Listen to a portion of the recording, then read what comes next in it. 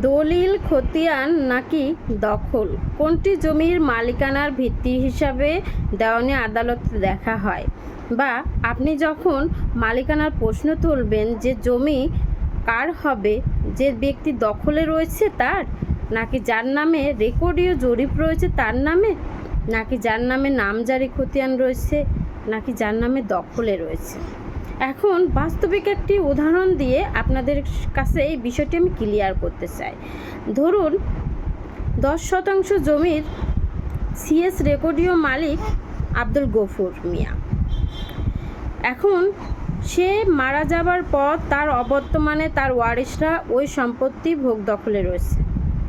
হঠাৎ করে কোনো একজন ওয়ারিশ তার ওই সম্পত্তিটা তার যতটুকু অংশ পাবার কথা ছিল তার অতিরিক্ত সে সমস্ত অংশটুকুই দলিল করে দেয় অন্য কারোর নিকট।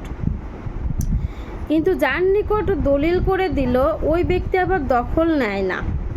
কম টাকায় বা কম মূল্যের বিনিময়ে, অল্প মূল্যের বিনিময়ে সে বড় অঙ্কের একটা সম্পত্তি পেয়েছে, এই জন্য সে দখলটা বুঝে নেয় না। পরবর্তীতে রেকর্ডীয় জরিপ যখন আসে তখন যার দলিল রয়েছে তার নামেও হয় না, যার দখলে রয়েছে পূর্বপুরুষের সূত্রে তার নামেও হয় না, তৃতীয় কোনো ব্যক্তির নামে রেকর্ডীয় জরিপটি হয়ে যায়। তাহলে এখন প্রশ্ন হচ্ছে, এই রেকর্ডীয় জরিপ, এই খতিয়ানটি যার, সে কি জমির মালিক?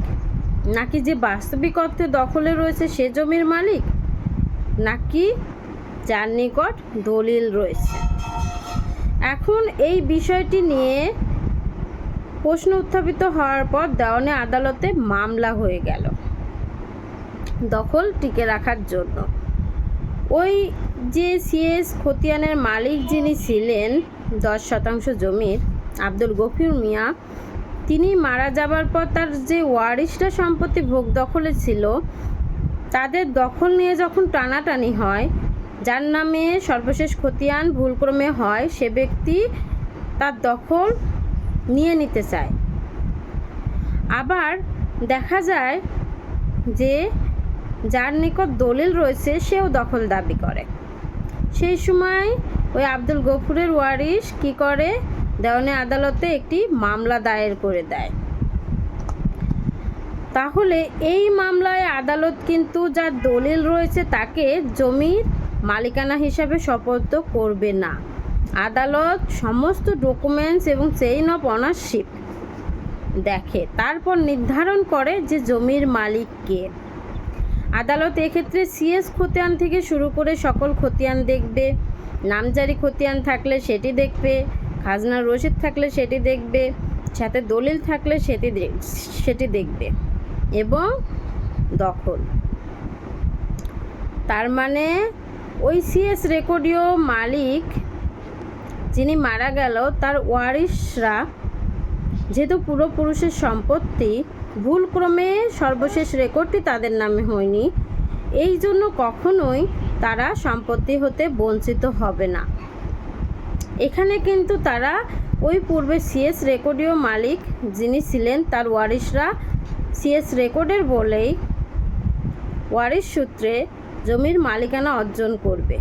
যদিও এই সম্পত্তিতে দলিল রয়েছে, এই সম্পত্তিতে সর্বশেষ রেকর্ড তাদের না, তবুও কিভাবে তারা জমির মালিকানা অর্জন করবে? ঠিক ততটুকু মালিকানা অর্জন করবে যতটুকু অংশ তাদের ওয়ারিশ সূত্রে পাবার কথা। আর যে ওয়ারিশ হচ্ছে সমস্ত সম্পত্তি বিক্রি করে দিয়ে গেল, দলিল করে দিল, সেই দলিলে শুধু ততটুকুই টিকবে যতটুকু তার দেয়ার পাওয়ার ছিল।